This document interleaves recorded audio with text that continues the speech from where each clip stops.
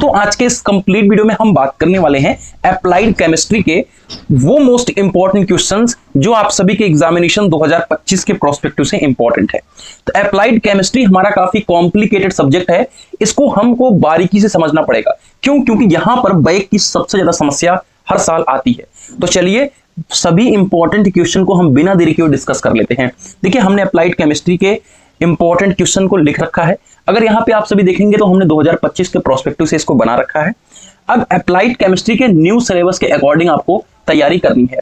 तो अगर आप सभी ने न्यू सिलेबस को नहीं डाउनलोड करके एक जेरॉक्स कॉपी रखा है तो उसको कर लिया करो, इससे बहुत ज्यादा बेनिफिट होगा और ये आपको आज नहीं बहुत दिनों बाद समझ में आएगा। इससे क्या कि आपके अंदर एक डोपामिन रिलीज होता है, जिससे क्या होता है कि हमने कितने टॉपिक्स कवर कर लिए, क्या टॉपिक्स हैं हमारे सिलेबस में, वो सब क्लियर होता है। क्योंकि 2025 के पहले का जो 24 का सिलेबस है इसमें और उसमें अंतर है।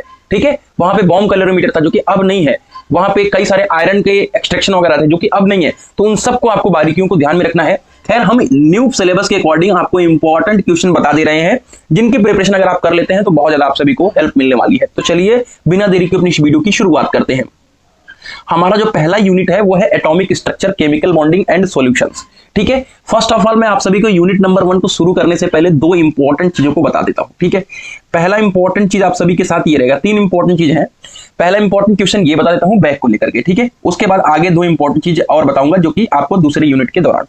देखो अप्लाइड केमिस्ट्री एक ऐसा सब्जेक्ट है जहां पे हमेशा पेपर उल्टा पुल्टा बनता है। तो यहां पर आपको अवेयर रहना है, उन टॉपिक्स को ज्यादातर फोकस करना है जो थोड़ी सी इजी पड़ जाते हैं, जहां पे उल्टा पुल्टा क्वेश्चन बनने के बाद भी आप कर पाओ।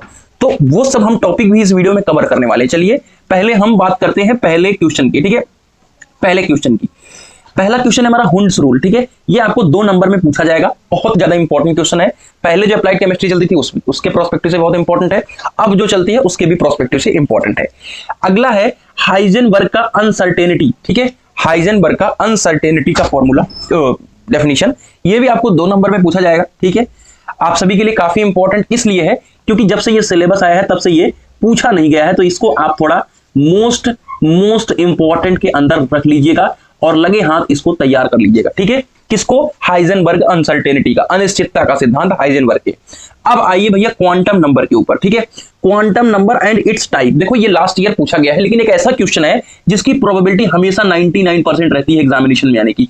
अब वो चाहे लेंथ लंबा कर दे चाहे लेंथ छोटा कर दे, लेकिन पूछा जरूर जाएगा। ध्यान से सुनिएगा मेरे प्यारे साथियों इस बात को कि क्वांटम नंबर आपके 5 नंबर और 2 नंबर दोनों में भी पूछा जा सकता है। तो क्वांटम नंबर को बिना पढ़े जाने की गलती मत करिएगा। अगला जो हमारा क्वेश्चन है वो है पाउली का एक्सक्लूजन प्रिंसिपल। ये भी आपको 2 नंबर में देखने को मिलेगा, काफी इंपॉर्टेंट क्वेश्चन है, इस बात का ध्यान रखें।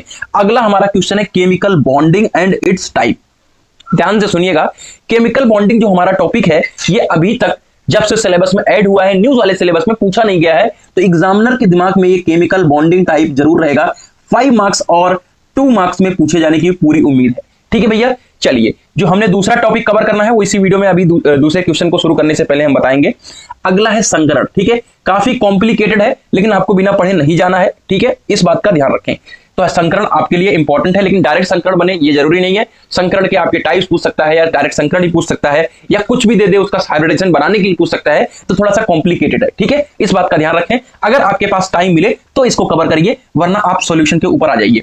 जितने क्वेश्चन आपको बताए मैंने 5, ठीक है, इनको पहले आप कवर करिए, फिर आइए सॉल्यूशन के ऊपर। सॉल्यूशन का न्यूमेरिकल सॉल्व करना है बस। ठीक है, आपको न्यूमेरिकल सॉल्व करना है, इस बात का ध्यान रखें। अब ध्यान से सुनिएगा सॉल्यूशन का टॉपिक को लेकर के। सॉल्यूशन से चाहे आपकी मोलैरिटी पूछ ले, चाहे आपसे मोलैरिटी पूछ ले, चाहे वो नॉर्मेलिटी पूछ ले। ठीक है, ध्यान से समझिएगा। पहले नंबर तो आपसे पूछेगा सिर्फ मोलैरिटी, दूसरे नंबर पे आपसे पूछेगा मोलैरिटी। ठीक है, तीसरे नंबर पे पूछेगा आपसे नॉर्मेलिटी। ठीक है, नॉर्मेलिटी, इसके अलावा नहीं पूछेगा कुछ। अब इन तीनों का अगर आपने न्यूमेरिकल कर लिया तो आपको इसका फॉर्मूला रट जाएगा, और फॉर्मूला रट जाएगा तो अगर आपसे मोलैलिटी भी पूछता है तो आप उसको लिख करके आ जाओगे। क्रिस्टल क्लियर है मेरे प्यारे साथियों। तो आपको मोलैरिटी और नॉर्मेलिटी इन तीनों का न्यूमेरिकल करना है। अब हम यूनिट नंबर 2 के ऊपर आते हैं। ठीक है, तो यूनिट नंबर 2 के ऊपर आने से पहले जो हमारा दूसरा इंपॉर्टेंट बात है उसको बता देते हैं। यूनिट नंबर 2 पर दूसरा इंपॉर्टेंट बात यह है मेरे प्यारे साथियों कि पहले क्या हुआ करता था कि 5 वाले ज्यादा आते थे। ठीक है, लेकिन अब सिलेबस में बदलाव हो गया है। आपको पता है कि 2 और ढाई वाले क्वेश्चन सबसे ज्यादा है, ठीक है, 2 और ढाई वाले सबसे ज्यादा क्वेश्चन है, 8 है, 5 की संख्या में है।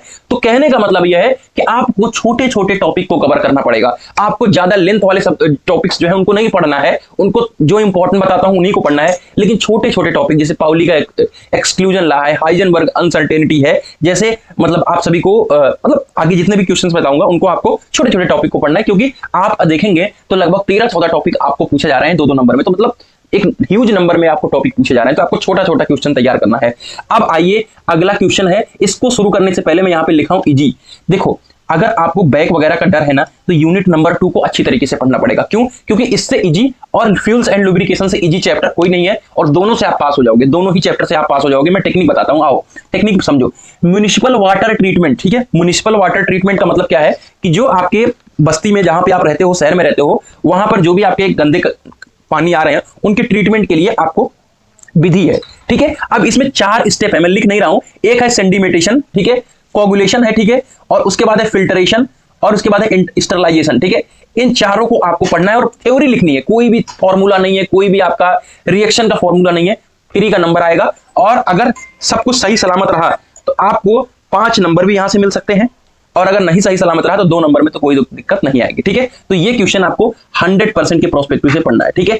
अब ये जो तीनों क्वेश्चन दिख रहा है ये भी आपको 100% के प्रोस्पेक्टिव से पढ़ना है, ठीक है। अगर मैं ऊपर में लिख दूं, ऊपर यहां पे लिख दूं सॉल्यूशन का न्यूमेरिकल, ये भी आपको 100% के प्रोस्पेक्टिव से पढ़ना है, ऐसा नहीं है कि आपको छोड़ना है, ठीक है। वही क्वेश्चंस बता रहा हूं जो ज्यादातर आप सभी के लिए इंपॉर्टेंट है, ठीक है। अब ये सोडा लाइम जो प्रोसेस है मेरे प्यारे साथियों, अभी तक ये पूछा नहीं गया, इसके लिए मैंने इसमें टिक लगा दिया है कि आपको जरूर इसको पढ़ लेना है। उसके बाद आता है जियोलाइट प्रोसेस, ठीक है। ये इतना ज्यादा इंपॉर्टेंट है जियोलाइट कि इसको आप 100% से ज्यादा का क्राइटेरिया दे सकते हो, ठीक है।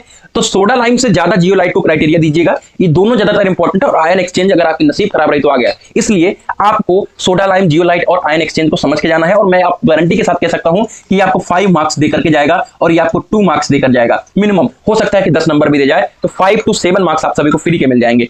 अब आता है इसमें एक और चीज, वो है टीडीएस, ठीक है, ठीक है। टीडीएस को आपको बिना पढ़े नहीं जाना है, ये आपको 2 नंबर में 100% एग्जामिनेशन में लिखा लिखा मिलेगा। क्यों? क्योंकि अभी तक ये पूछा नहीं गया है, तो डेफिनेटली पूरे एग्जामिनर की कोशिश है कि आपसे भी इसे पूछा जाए। स्लज फॉर्मिंग एंड प्राइमिंग, ठीक है, ये आपके बॉयलर के अंदर है, तो इनकी डेफिनेशंस आप सभी को पता होनी चाहिए, और बहुत आसान सा है डेफिनेशन, तो आप इसको नोट्स के अंदर से आप पढ़ सकते हो, ठीक है भाई।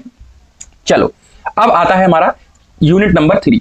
यूनिट नंबर 3 में एक क्वेश्चन जो है वो है extraction of aluminium from bauxite. इसकी भी प्रोबेबिलिटी 100% की है, 5 मार्क्स में पूछा जाएगा, तो इसको बिना पढ़े मत जाइएगा, ठीक है भैया।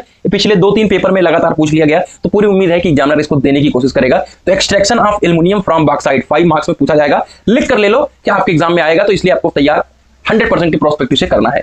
अब आता है ओर्स ऑफ आयरन। पहले क्या था कि आपको एक्सट्रैक्शन था आयरन का, लेकिन अब खत्म हो गया है। तो आयरन का ओर्स, एल्युमिनियम का ओर्स, कॉपर, ठीक है। ओर्स का मतलब क्या है? ओर्स का मतलब है अयस्क, ठीक है। ओर्स का मतलब है अयस्क, ठीक है भैया। ओर्स का मतलब है मेरे प्यारे साथियों अयस्क, ठीक है। तो अयस्क जरूर आप पढ़ लीजिएगा, ठीक है। ओर्स का मतलब है अयस्क, ठीक है मेरे प्यारे साथियों। चलो अब ये कंपोजिट, ये भी पूछा नहीं गया है, इसलिए 2 मार्क्स में कह रहा हूं कि पूछा जाएगा। उसके बाद कंपोजिट मटेरियल भी पूछा नहीं गया है, तो ये भी आपका बहुत ज्यादा इंपॉर्टेंट बन जाता है, ठीक है। अब ये पॉलीमर्स का ट्रिक समझो। पॉलीमर्स देखो 5 मार्क्स में पूछा जाएगा, और पॉलीमर्स के अंदर एक टॉपिक नहीं है, ह्यूज टॉपिक है, ठीक है। ह्यूज टॉपिक है, मतलब आप सभी को पहले नंबर तो पॉलीमर्स की डेफिनेशंस पढ़नी पड़ेंगी, पॉलीमराइजेशन पढ़ना पड़ेगा, फिर आपको यहां पे थर्मो और थर्मोसेटिंग, ठीक है, थर्मोसेटिंग, इन प्लास्टिक के बीच में अंतर पढ़ना पड़ेगा, ठीक है, ये बहुत ज्यादा इंपॉर्टेंट है। उसके बाद आप सभी को नायलॉन 6 जैसे है, ठीक है, नायलॉन 6 है, ठीक है। उसके साथ साथ आपका बैकेलाइट आता है, ठीक है, बैकेलाइट है, तो इन सबको पढ़ना पड़ेगा। इसलिए मैंने यहां पे लिखा है ट्रिक समझो। ट्रिक समझो का मतलब पॉलीमर्स को कवर करना है। क्यों? क्योंकि वेरी इजी टॉपिक है, और आपको जहां से प्रोबेबिलिटी है कि आपको 100% क्वेश्चन आएगा, उस चीज को छोड़ करके नाइंसाफी होगी और अपने साथ गलत करना होगा। पॉलीमर एक ऐसा टॉपिक है जहां से 100% क्वेश्चन बनेगा, मिनिमम 3 से 5 नंबर का क्वेश्चन बनेगा, तो छोड़ करके मत जाइएगा, इसको अलग से पढ़िए। बाकी मैंने 3 ही क्वेश्चन बताए हैं पूरे चैप्टर में, तो मुझे लगता है कि 1 घंटे के अंदर ये तीनों चैप्टर कवर हो जाएंगे, और पॉलीमर्स को अगर टाइम दे दिया तो मुझे लग रहा है आपका काम बन जाएगा। अब आता है हमारा चैप्टर नंबर यूनिट नंबर 4, ठीक है। Unit number 4 chemistry of fuels and lubrication. देख लो ये फ्री है, ये फ्री का चैप्टर है ये। क्यों? क्योंकि octane number plus C10 number, यहां पर C10 नंबर लिखना भूल गया, ठीक है।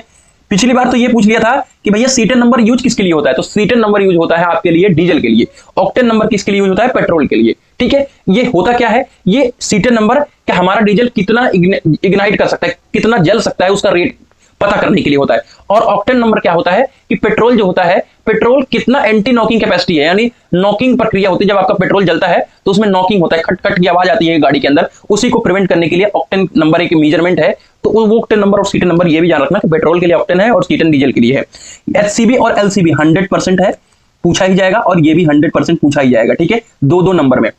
अब ड्यूलॉन्ग फार्मूला 110% लिख लो कि 5 मार्क्स का न्यूमेरिकल पूछा जाएगा। ड्यूलॉन्ग फार्मूला, बॉम्ब कैलोरीमीटर के थ्रू फार्मूला वगैरह हट गया है, अब ये न्यूमेरिकल की प्रैक्टिस कैसी करनी है, तो न्यूमेरिकल की प्रैक्टिस के लिए एप्लीकेशन पर मैंने न्यूमेरिकल का वीडियो डाल दिया है, आप जाइए, सिर्फ 1 घंटे के अंदर पूरे न्यूमेरिकल कवर करा दिया, और उन्हीं न्यूमेरिकल को कराए हैं जो आपके एग्जाम के पॉइंट ऑफ व्यू से इंपॉर्टेंट है। ऐसा नहीं है कि मैं पूरा सब न्यूमेरिकल करा दिया हूं, 4 घंटा न्यूमेरिकल करा, नहीं, 1-1.5 घंटे के अंदर पूरा न्यूमेरिकल करा दिया, उतना ही क्वेश्चन कर लो, प्रीवियस ईयर पेपर के न्यूमेरिकल करा दिए, सबको करा दिए हैं, आपका काम बन जाएगा। और यहां से लुब्रिकेशन जो टॉपिक है, मैंने इसको इसलिए अलग से कुछ नहीं लिखा है, क्योंकि अगर लुब्रिकेशन की बात करें तो ये आपका फ्री का होता है, क्योंकि जहां पर बैक आती है वहां पे लुब्रिकेशन को पढ़ना बहुत जरूरी है। लुब्रिकेशन क्या है, कोई भी मशीन है उसके अंदर लुब्रिकेंट नहीं रहेगा तो क्या होगा, हीट जनरेट होगा, फ्रिक्शन ज्यादा बढ़ेगा, आवाज खटर खटर की आएगी, यही सब तो आपको लिखना है। उससे क्लासिफिकेशन देख लो, ठीक है, सॉलिड में है, जैसे आपका ग्रीस वगैरह होता है, ऑयल है, लिक्विड के अंदर है, ठीक है, ये आपका लुब्रिकेंट, इतना मतलब इजी है। और फिजिकल प्रॉपर्टीज में आती है, जैसे विस्कोसिटी, विस्कोसिटी का मतलब क्या है, गाढ़ापन,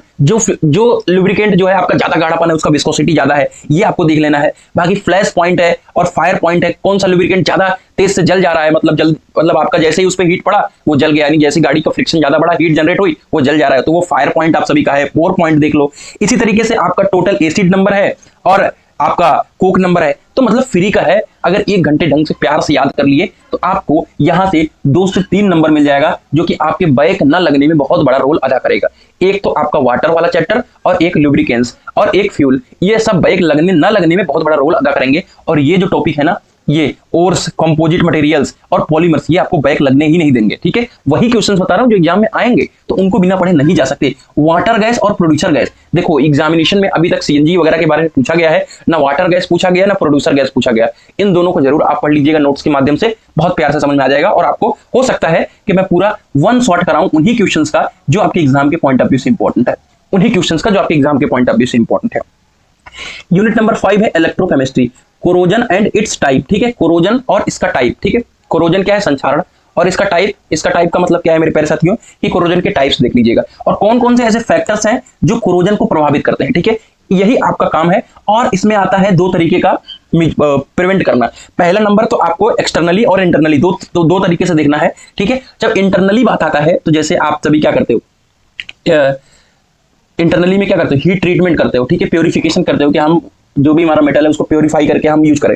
एक्सटर्नल में क्या करते हो, ऊपर पेंट कर देते हो। ठीक है, और फिर एक यही आता है एनोडिक एंड कैथोडिक। ठीक है, तो इन दोनों को पढ़ लेना है। बाकी यहां से आपको 3 नंबर मिल जाएगा, ये भी बहुत बड़ा रोल अदा करता है क्या, कोरोजन। ठीक है, पास होने के लिए।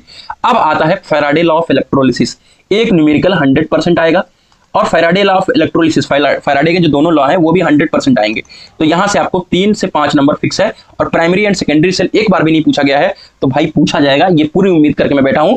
तो ये था आपका अप्लाइड केमिस्ट्री का टोटल क्वेश्चन। तो सेशन को यहीं पे एंड करते हैं, और कैसी रही वीडियो कमेंट करके बताइए। मिलते हैं एक नई वीडियो के साथ, तब तक के लिए bye bye, take care, love you all.